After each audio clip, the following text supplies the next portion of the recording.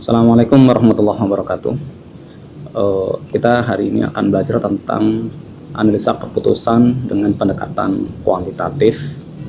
Ya, kuliah ini dalam rangka kuliah ini adalah kuliah jarak jauh, ya, yang diharapkan bisa mengatasi kendala pertemuan-pertemuan yang sedang terjadi hari ini.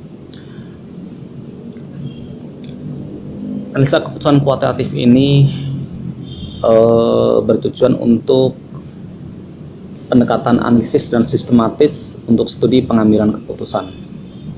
Nah, keputusan yang baik adalah keputusan yang didasarkan pada logika yang mempertimbangkan semua data yang tersedia dan kemungkinan alternatif dan pendekatan kuantitatif. Dalam mengambil keputusan, ya, kita punya persoalan bagaimana cara membedakan keputusan yang baik dengan keputusan yang buruk. Nah, keputusan yang baik adalah keputusan yang diambil secara logis, jadi didasarkan pada logika. Ya. Kemudian juga dia mempertimbangkan seluruh informasi atau data-data yang tersedia, termasuk juga mempertimbangkan alternatif solusi. Sedangkan kalau kita mengambil keputusan yang buruk, sebaliknya, keputusan itu tidak logis dan mungkin dengan menggunakan data ala kadarnya. Kadang keputusan yang baik itu memberikan hasil yang tidak diinginkan atau tak terduga. Namun jika diambil secara benar, ya, keputusan tersebut tetap sebuah keputusan yang baik. Nah, kebalikannya, keputusan yang buruk, walaupun ketika kita mengambil keputusan kita mendapatkan hasil yang diinginkan, tetap saja dia adalah keputusan yang buruk. Dalam mengelola bisnis, ya, ketepatan mengambil keputusan merupakan hal yang sangat krusial yang akan menentukan keberhasilan dan keberlanjutan bisnis tersebut. Ada beberapa tahapan ketika kita ingin mengambil keputusan, ya, yang disebut dengan tahapan analisis keputusan, ya. Ini yang pertama kita adalah mendefinisikan permasalahan dengan jelas, ya. Langkah awal adalah mendefinisikan permasalahan jelas. Contoh umpamanya perusahaan kita ingin meningkatkan penjualan, ya. Nah, kemudian pertanyaannya adalah apakah kita harus menambah pabrik baru atau tidak? Kita perlu menambah pegawai baru atau tidak? Nah, itu mendefinisikan masalah. Kemudian yang kedua, ya, kita buat daftar alternatif solusi yang memungkinkan. Tahapan yang kedua, nanti solusinya berbagai macam, beberapa alternatif. Yang ketiga, kita mengidentifikasi kemungkinan hasil yang diperoleh atau keadaan alamiahnya. Maksudnya begini, ya, kondisi lingkungan itu akan mempengaruhi hasil, ya. Kondisi ekonomi baik, ekonomi buruk, ekonomi biasa-biasa saja, ada bencana alam, atau kondisi seperti sekarang sedang ada wabah corona. Ini adalah mengidentifikasi kemungkinan hasil yang akan kita peroleh, ya. Jadi kita harus bisa membayangkan beberapa kondisi-kondisi yang akan terjadi dan kemudian hasilnya akan seperti apa. Yang keempat, kita buat daftar hasil. Nah, dari sini kita akan membuat daftar hasil atau keuntungan dari setiap kombinasi alternatif, ya. Buat daftar hasil atau keuntungan dari setiap kombinasi alternatif.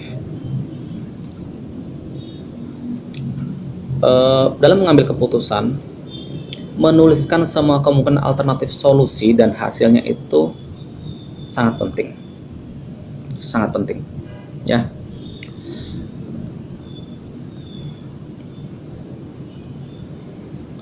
Contoh, jika respon pasar ketika kita membuat sebuah produk, kemudian pasar positif terhadap produk yang akan kita luncurkan, ya, berapa hasilnya kira-kira? Berapa keuntungan yang akan kita peroleh?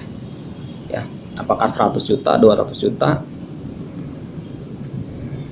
Kemudian ketika kondisi ekonominya mungkin negatif, permintaannya tidak baik, ya, maka kira-kira berapa nilai keuntungan yang akan kita peroleh?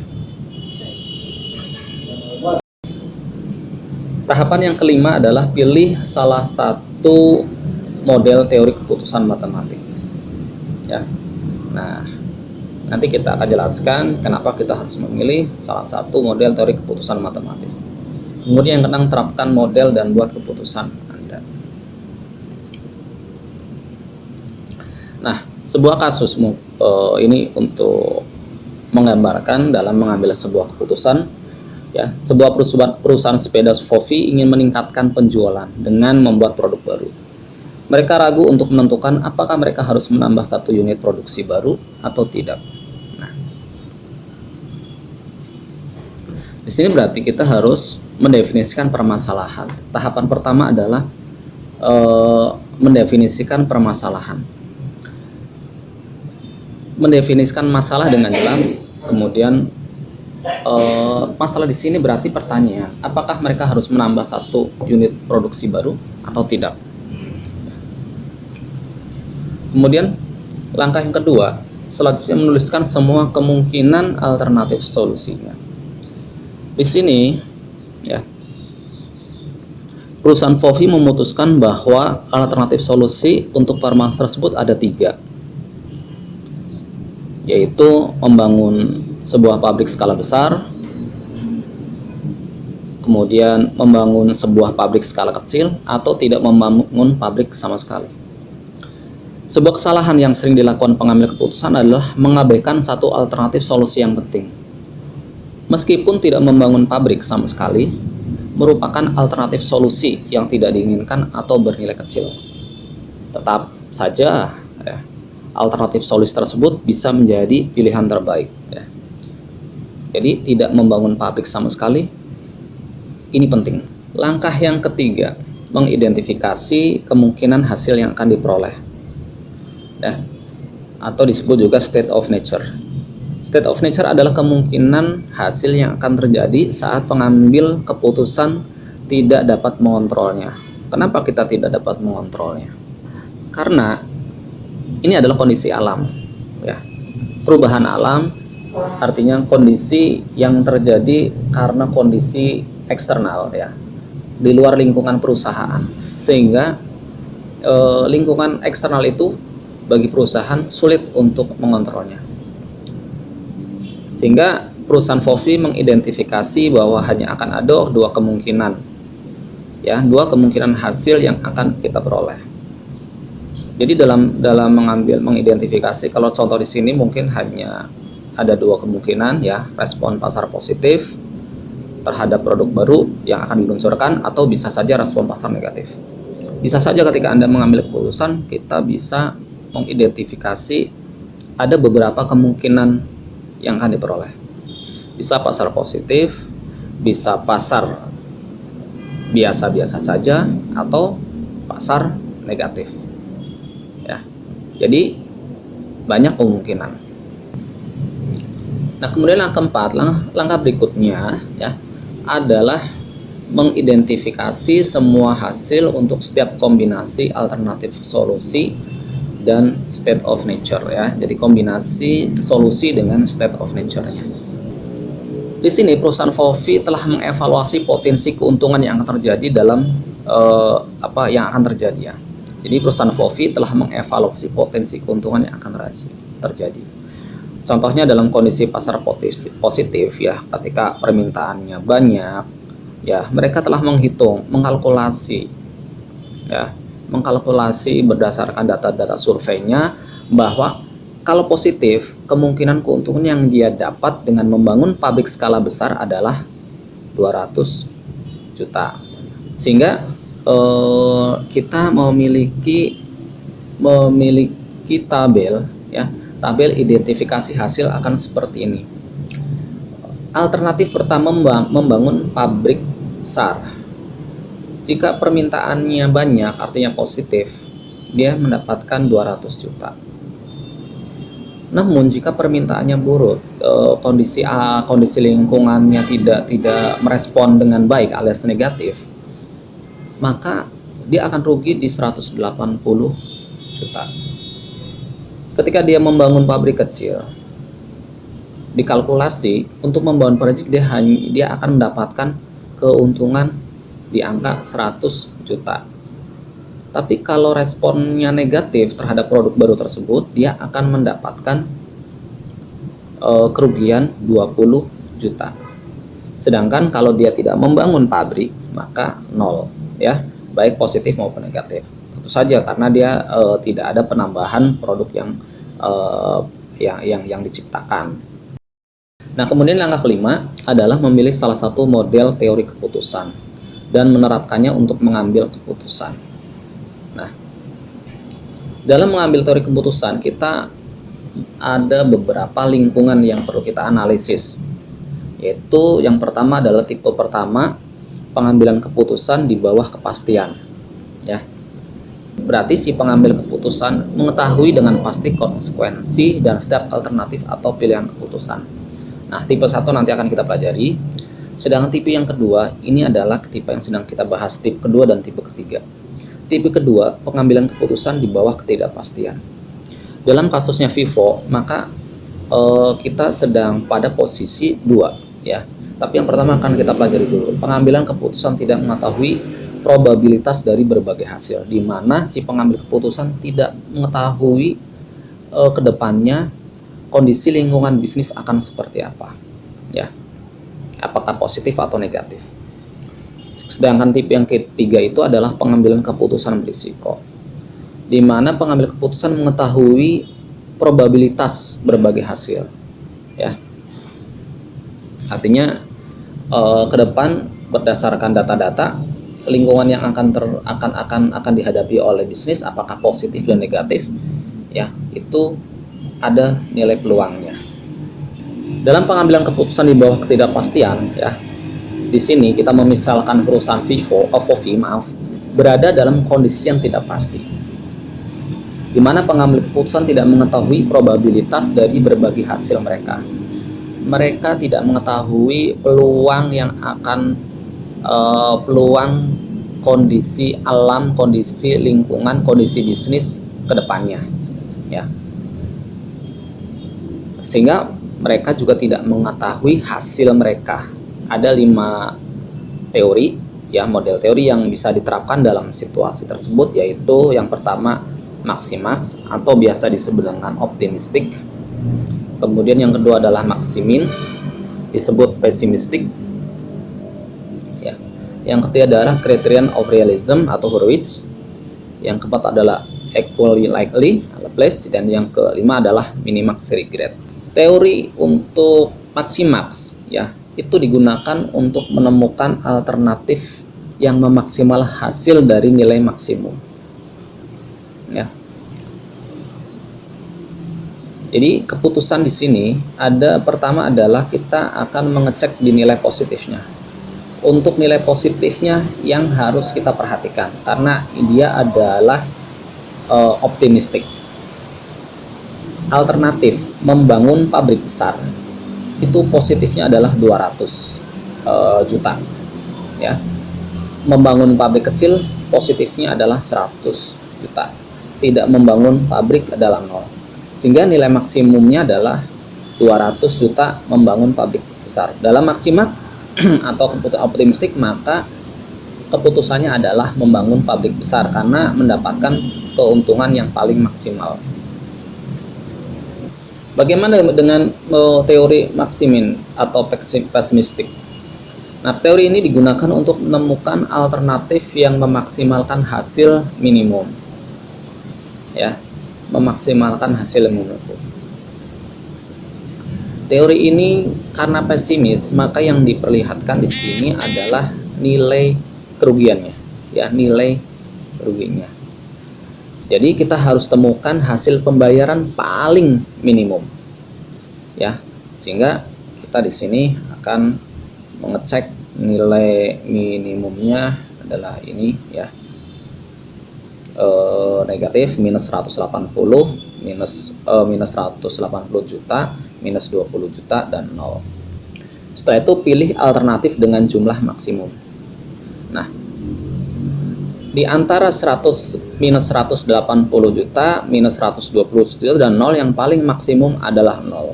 Ya, 0 artinya tidak membangun pabrik. Dalam pesimistik, keputusannya adalah tidak membangun pabrik. Kemudian ada teori criterion of realism atau Hurwitz. Hurwitz menunjukkan suatu kompromi antara kriteria maksimin dan maksimax. Karena pada kenyataannya, pengambil keputusan pun jarang pesimistik atau optimistik secara sempurna. Ya, banyak pertimbangannya, nggak yakin, nggak ini, dan seterusnya. Tidak ada orang yang paling ujung pesimistiknya ya atau optimistiknya. Sehingga dalam kriteria Hurwitz ada namanya rata-rata tertimbang antara nilai rata-rata tertimbang kompromi antara optimis dan pesimis.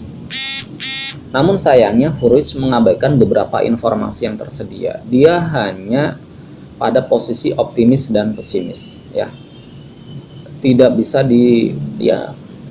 umpamanya ini kondisi baik-baik saja atau netral dan seterusnya, tidak ada. Dia hanya pada dua, pesimis dan optimis. Dalam membuat rata-rata tertimbang, kita akan menentukan nilai koefisien yang ditandai dengan alfa, di mana nilainya adalah antara 0 dan 1. Nilai 1 adalah nilai 100% optimis ya. Rata-rata tertimbang rumusnya adalah sama dengan alfa dikalikan dengan nilai maksimum ditambah 1 minus alfa dikalikan dengan nilai minimum. Nah, sehingga ini hasilnya jika alfanya 0,8 umpamanya dalam kriteria Hurwitz kita mau menentukan alfanya 0,8 artinya mendekati positif ya, mendekati positif, maka 0,8 kali 200, ingat yang nilai maksimum dikali nilai minimumnya ya, nilai negatifnya ya, maka hasilnya adalah, maka yang kita pilih dalam kriteria of realism ketika alfanya 0,8 adalah membangun pabrik besar. Teori selanjutnya adalah equally likely Laplace. Kriteria Laplace menyarankan bahwa karena probabilis peristiwa tadi diketahui, seharusnya diasumsikan bahwa semua peristiwa mempunyai kemungkinan yang sama untuk terjadi. Ya, jadi artinya kondisi positif dengan kondisi negatif oleh Laplace dianggap sama ya, peluangnya sama. Cara perhitungannya hampir sama dengan kriteria Hurwitz, hanya saja ketika Laplace maka semuanya harusnya dinilai rata-rata. Yang pertama adalah kita harus menemukan hasil rata-rata untuk setiap alternatif ya. Kemudian pilih alternatif dengan rata-rata tertinggi. Di sini kita temukan bahwa membangun pabrik kecil memiliki nilai rata-rata sebesar 40.000 ya. Maka keputusannya adalah pada metode equally likely ini adalah membangun pabrik kecil. Metode selanjutnya adalah minimax regret. Prinsip dasar pendekatan ini adalah bahwa pengambil keputusan mengalami kerugian jika suatu peristiwa terjadi ya, menyebabkan alternatif yang terpilih kurang dari payoff maksimum ya. Berdasarkan opportunity loss atau penyesalan, perbedaan antara laba optimal dan imbalan aktual untuk suatu keputusan. Jadi di sini prinsip dasarnya adalah berdasarkan opportunity loss atau penyesalan. Langkah pertama dalam minimax regret, kita harus membuat tabel kehilangan peluang atau opportunity loss, yaitu dengan menentukan hilangnya peluang karena tidak memilih alternatif terbaik. Nah, kita cek berarti alternatif terbaik itu berarti yang nilainya maksimum. Kemudian adalah kehilangan peluang dihitung dengan mengurangi step payoff di kolom dari payoff terbaik di kolom. Ya, ingat, Kehilangan peluang dihitung dengan mengurangi setiap payoff di kolom dari payoff terbaik di kolom. Temukan kehilangan peluang ya atau opportunity loss-nya yang maksimum untuk setiap alternatif dan pilih alternatif dengan jumlah paling minimum. Nah, contoh di sini tabel opportunity loss di sini yang kemungkinan terbaik adalah nilainya 200. Maka 200 yang harus dikurangi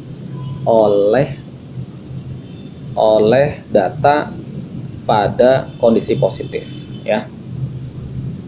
Nah, kondisi positif pada membangun